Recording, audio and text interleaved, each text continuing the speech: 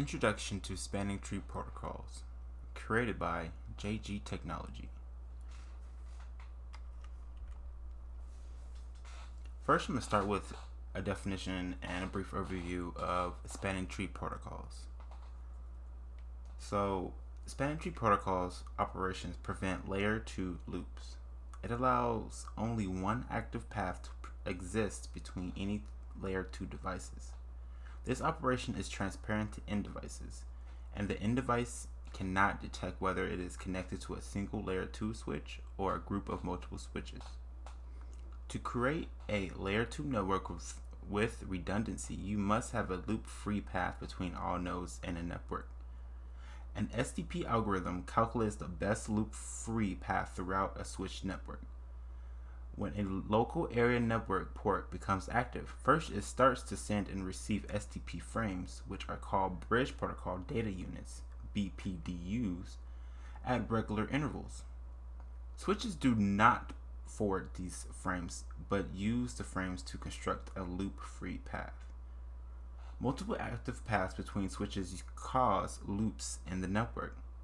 If a loop exists in the layer 2 network, end devices might receive duplicate messages, and switches might learn end-station MAC addresses on multiple ports. These conditions result in a broadcast storm, which creates an unstable network. STP defines a tree with a root bridge and a loop-free path from the root to all switches in the network. It forces redundant path into a block state.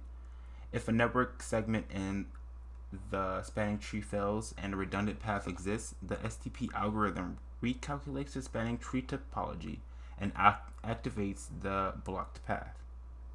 When two ports on the switch are part of a loop, the STP port priority and path costs determine which port on the switch is put in the forwarding state and which port is put in the blocking state. Moving on to SCP Topology.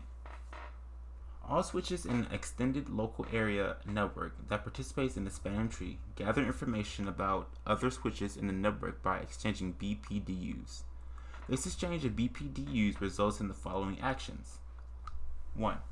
The system elects a unique root which for the spanning tree network topology. The system elects a designated switch for each LAN segment. The segment eliminates any loops in the switch network by placing redundant interfaces in a backup state. All paths that are not needed to reach the root switch from anywhere in the switch network are placed in an STP block state. The topology on an active switch network is determined by the following: the unique switch identifier MAC address of the switch that is associated with each switch, the path cost to the root that is associated with each interface, the port identifier that is associated with each interface. In a switch network, the root switch is the logical center of the spanning tree topology. SCP uses bpdus to elect the root switch and root port for the switched network, as well as the root port and designated port for each switched network. So moving on to port types, there are three main ports. So Cisco NX OS has three main port types: an edge port, a network port, and a normal port. A port can be in only one of these states at a given time. The default spanning tree type is normal. Depending on the type of device to which the interface is connected, you can configure a spanning tree port as one of these port types. The edge ports are normally connected to end hosts. An edge port can be either an access port or a trunk port. The edge port interface immediately transitions to the forwarding state without moving through the blocking or learning states. Interfaces that are connected to hosts should not receive STP Bridge Protocol data units. A thing to know about edge ports is that if a port connected to another switch set as an edge port, that might create a bridging loop. Moving on to network ports. Network ports are normally connected only to switches or bridges. bridge assurance is enabled only on network ports. More information on bridge assurance coming up. But important thing to note is if you mistakenly configure ports that are connected to hosts or other edge devices as spanning tree network ports, those ports automatically move into the blocking state. And lastly, normal ports. They are connected to either host switches or bridges. These ports function as normal spanning tree ports. The default spanning tree interface is a normal port. Alright, so extensions. Different STP extensions are used to protect the switch against certain problems that can cause bridging loops in the network. Loops can be caused by several problems: unidirectional links, device malfunctions, configuration errors, external system forwarding from hubs or non-STP switch, or even in-host network bridging. On the Cisco NX OS has added many STP extensions that enhance loop preventions, protect against some possible user misconfigurations, and provide better control over the protocol parameters. Here's a quick summary of these extensions. STP Bridge Assurance is one of those features that help prevent bridging loops in layer 2 networks. bpdu guard disables ports that receive a bpdu frame. It is useful for edge ports that should never be connected to another switch. bpdu filtering. This extension prevents the switch from sending or even receiving bpdus on a specific edge port. Loop guard. This extension protects against network interfaces that malfunctions. Loop guard is useful only in switch networks where devices are connected by point-to-point links. On a point-to-point link, a designated bridge cannot disappear unless it sends an inferior bpdu or brings the link down. Lastly, root guard. This extension prevents a port from becoming a root port or blocked port. Simple. So now to go more in depth into STP bridge assurance. When bridge assurance is enabled, bpdus are sent on all switch interfaces, including blocked interfaces like the alternate or backup port. When an interface doesn't receive a bpdu for a certain time, the interface goes into the blocking state, as shown in the figure.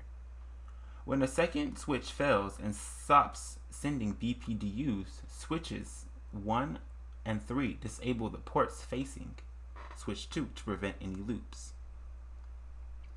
When an interface receives bpdus again, the interface is unblocked and goes through the normal spanning tree port states again. This helps prevent issues where, for whatever reason, an interface doesn't receive bpdus again, and a blocked interface goes into the forwarding state, causing a bridging loop. NX OS has STP bridge assurance enabled by default, and it can only be disabled globally. Also, bridge assurance can be enabled only on spanning tree network ports that are point-to-point links. Finally, both ends of the link must have bridge assurance enabled. If the device on one side of the link has bridge assurance enabled and the device on the other side either does not support bridge assurance or does not have this feature enabled, the connecting port is blocked. A good thing to note is that STP bridge assurance is supported only by Rapid PVST Plus and MST. Legacy 802.1d spanning tree does not support bridge assurance. More on Rapid PVST later on. Now to go into more details about the other extensions, bpdu guard feature must be enabled on a port that should never receive a bpdu from its connected device. For example, a workstation, server, or printer. End devices are not supposed to generate bpdus because in a normal network environment, bpdu messages are exchanged only by network switches. If bpdu guard is configured globally, it affects only operational spanning tree edge ports, and a valid configuration LAN edge interfaces do not receive BPDUs. A BPDU that is received by an edge LAN interface signal an invalid configuration such as the connection of an unauthorized switch. BPDU guard, when enabled globally, shuts down any spanning tree edge port that receives a BPDU and generates an error disable alert. BPDU guard provides a secure response to invalid configurations because an admin must manually put the LAN interface back in service after an invalid configuration. Now, BPDU filter prevents the switch from sending or receiving BPDUs on specified ports. When configuring globally, BPDU filtering applies to all operational spanning tree edge ports. Ports should connect to hosts only, which typically drops BPDUs. If an operational spanning tree edge port receives a BPDU, it immediately returns a normal spanning tree port type and moves through the regular transitions.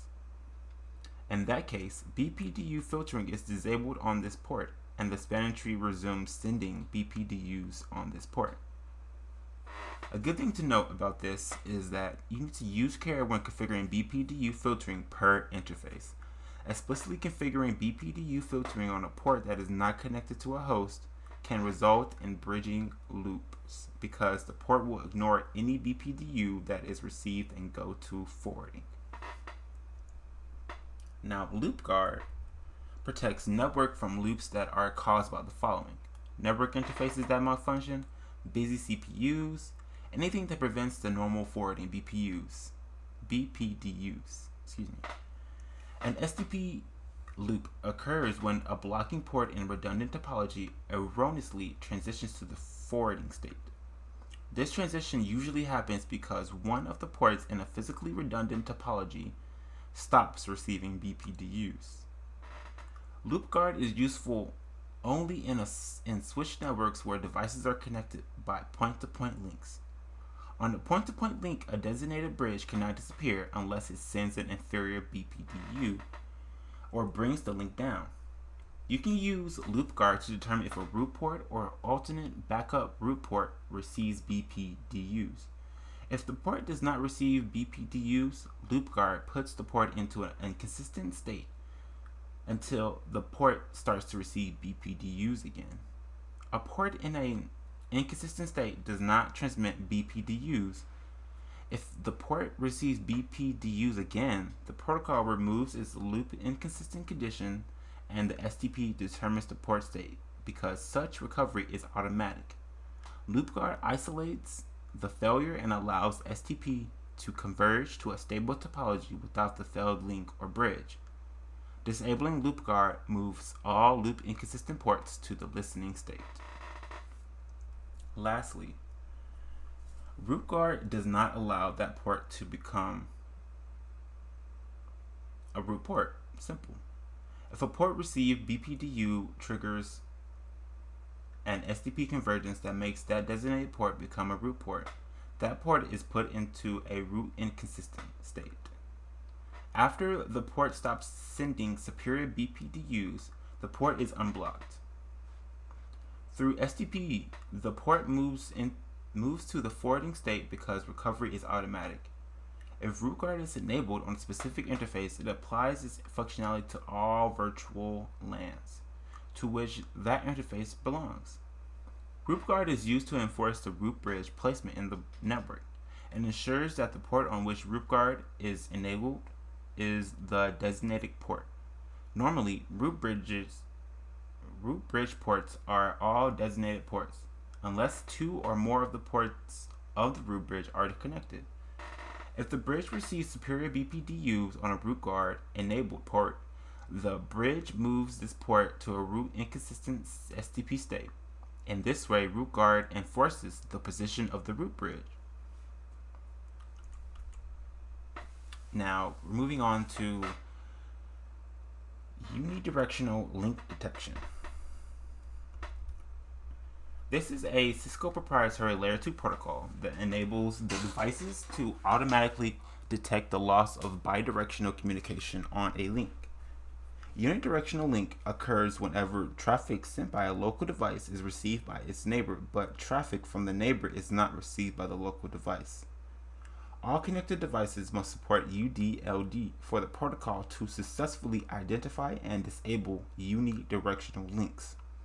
When UDLD detects a unidirectional link, it disables that affected port and generates an alert.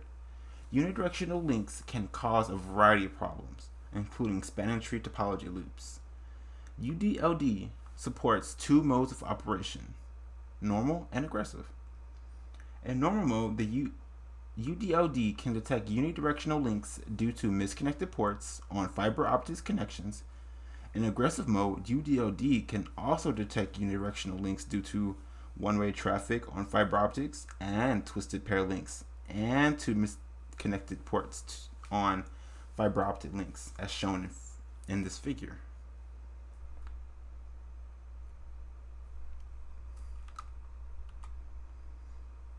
Now, Rapid PVST Plus provides for rapid recovery of connectivity following the failure of a network device, a switch port, or a LAN. It provides rapid convergence for each edge port. Rapid PVST Plus is the IEEE 802.1W standard implemented per VLAN. A single instance of STP runs on each configured VLAN. Each Rapid PVST Plus instance on a VLAN has a single root switch. You can enable and disable STP on a per VLAN basis when you are running Rapid PVST. Note: Rapid PVST Plus is the default STP mode for Nexus switches. Rapid PVST Plus uses point-to-point wiring to provide rapid convergence of the spanning tree. The spanning tree reconfiguration can occur in less than 1 second with Rapid PVST Plus, in contrast to 50 seconds with the default settings in the 802.1D STP. Rapid PVST Plus supports one STP instance for each VLAN. Remember that. Using Rapid PVST Plus, STP convergence occur rapidly. Each designated or root port in the STP sends out a bpdu every 2 seconds by default. On a designated or root port in the topology, if hello messages are missed 3 consecutive times, or if the maximum age expires, the port immediately flushes all protocol information in the table. A port considers that it loses connectivity to its direct neighbor root or designated port if it misses 3 bpdus or if the maximum age expires. This rapid aging of the protocol information allows quick failure detection. The switch automatically checks the PVID.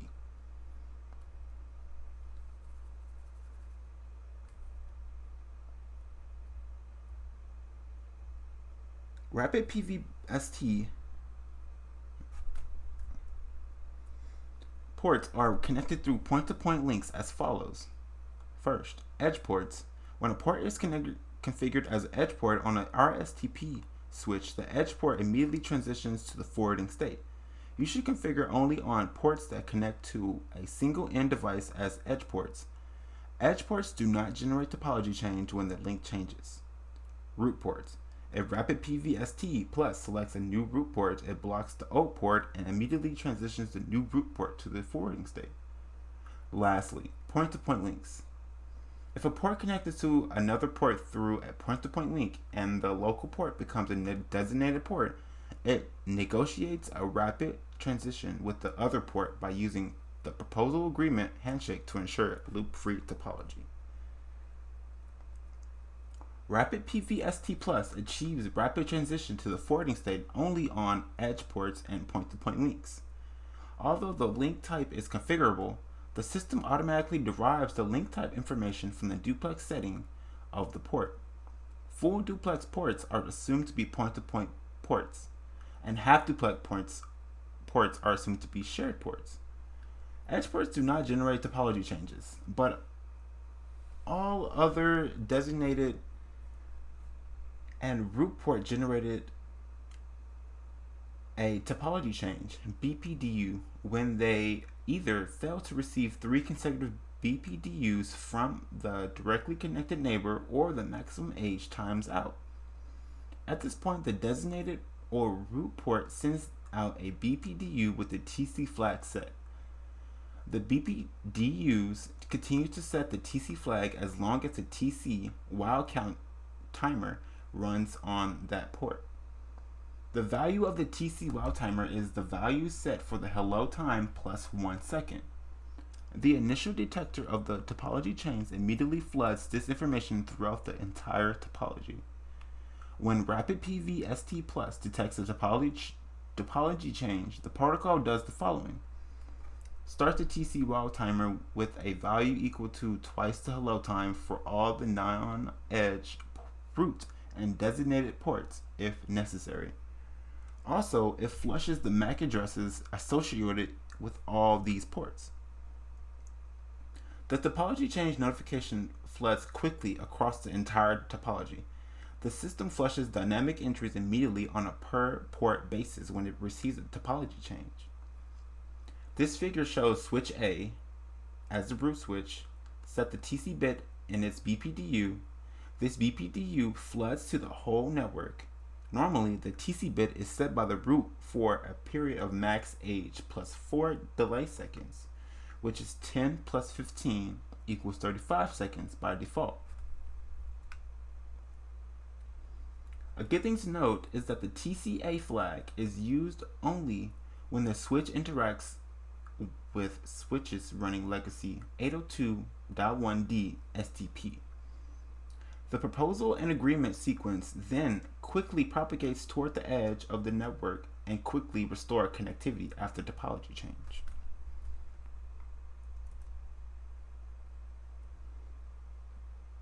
Next topic we're going to talk about are rapid PVST plus ports. So this provides rapid conversions of the STP by assigning port roles and learning the active topology like we've learned already.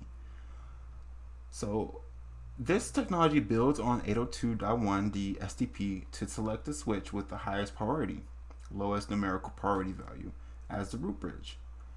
Rapid PVST plus then assigns one of the port rows to individual ports.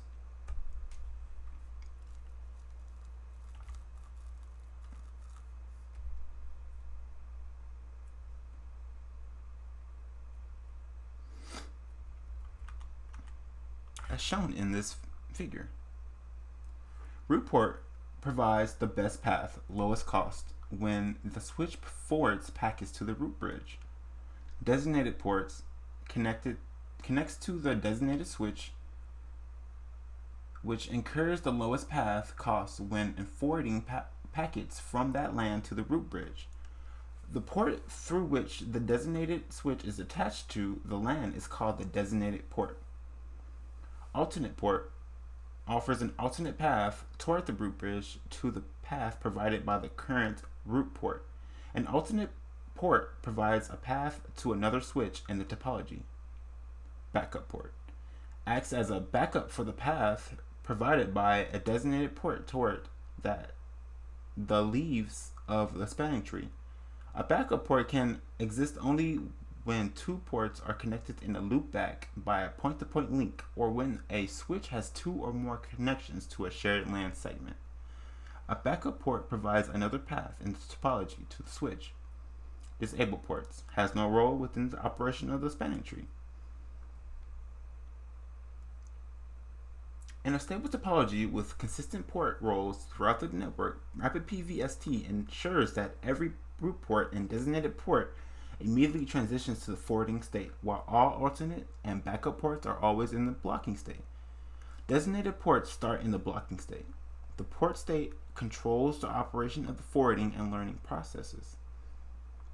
Due to the propagation delays, topology changes can take place at different times and at different places in the layer 2 network. When a switch LAN port transitions directly from non-participation in the spanning tree topology to the forwarding state, it can create temporary data loops.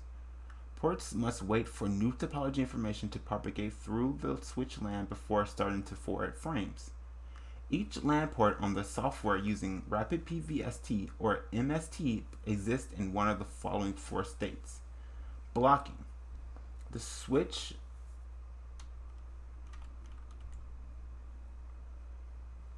LAN port does not participate in frame forwarding. Learning. The switch LAN port prepares to participate in frame forwarding. Forwarding. The switch LAN port forwards frames. Disabled. The switch LAN port does not participate in STP and does not forward frames. This table lists the possible operations and Rapid PVST plus states for ports and the corresponding inclusion in the active topology.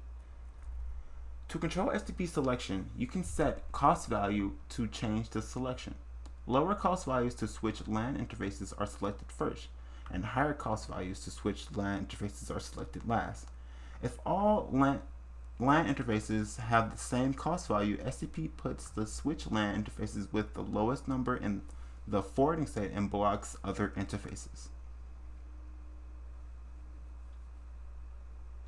On access ports, you assign port costs by the port.